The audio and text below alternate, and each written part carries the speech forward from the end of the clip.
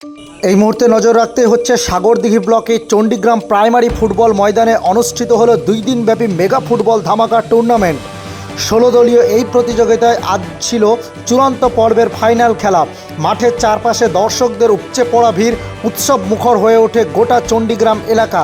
স্বর্গীয় মায়ারানী ঘোষ ও স্বর্গীয় নিখিল চন্দ্র সরকারের স্মৃতির উদ্দেশ্যে এই খেলার আয়োজন করা হয়।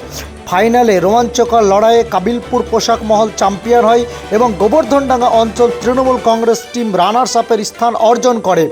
প্রথম পুরস্কার হিসাবে চ্যাম্পিয়ন দলকে ট্রফি সহ 60,000 টাকা এবং রানার্স দলকে ট্রফি সহ 45,000 টাকা প্রদান করা হয়। এছাড়াও man of the match, man of the series, best goalkeeper এর জন্য ছিল বিশেষ আকর্ষণীয় পুরস্কার। চ্যাম্পিয়ন দলের প্রত্যেক খেলোয়াড়কে সম্মান ও পুরস্কার দিয়ে উৎসাহিত করা হয়। এলাকার বাইরে বহু ফুটবল প্রেমীদের উপস্থিতিতে এই মেগা ফুটবল ধামাকা পরিণত হয় এক অসাধারণ ক্রীড়া উৎসবে, যা গোটা সাক্ষী থাকলো সাগরদিঘিবাসী। রানার্সে খুব ভালো লাগছে, আনন্দ লাগছে।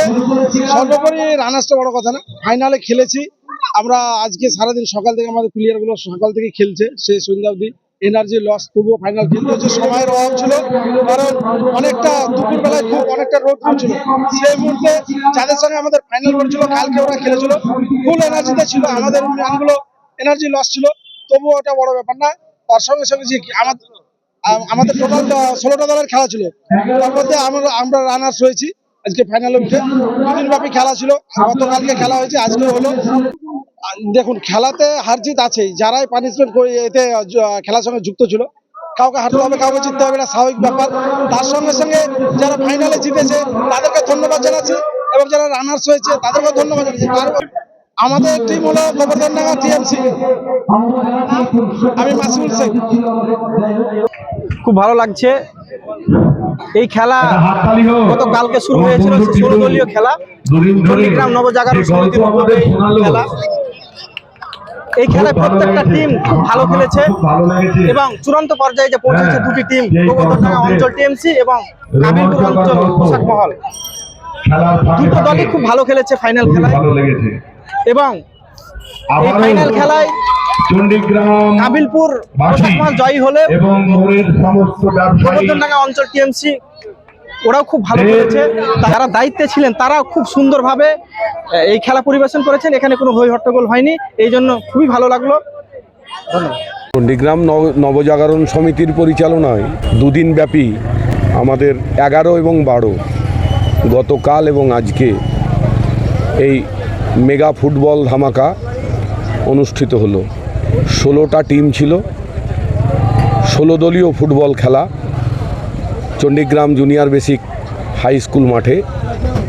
চণ্ডীগ্রাম নবজাগরণ সমিতির পরিচালনায় স্বর্গীয় মায়ারানী ঘোষ এবং স্বর্গীয় নিখিল চন্দ্র সরকারের স্মৃতির উদ্দেশ্যে আমাদের এই চণ্ডীগ্রাম নবজাগরণ সমিতি ক্লাব এই 16 দলীয় ফুটবল খেলার আয়োজক ছিল।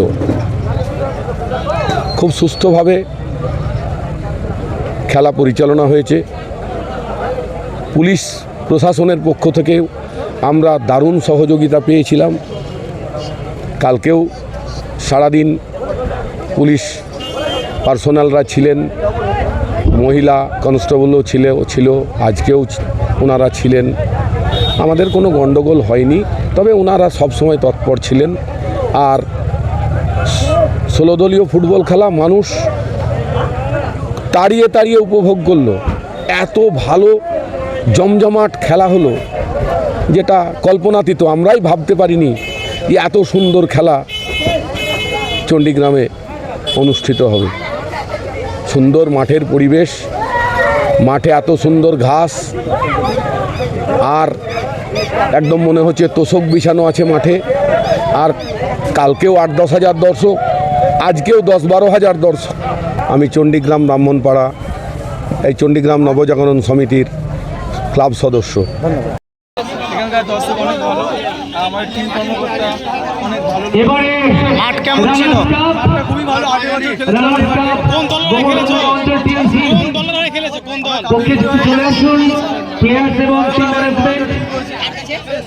এই খেলা ম্যানেজমেন্ট কি বলবে? এই খেলা ম্যানেজমেন্ট কি বলবে? ট্রফি তুলে দেবেন আমাদের চণ্ডীগ্রামেরই সবথেকে অল্প বয়সের কি নাম মানুষ তোমার? যার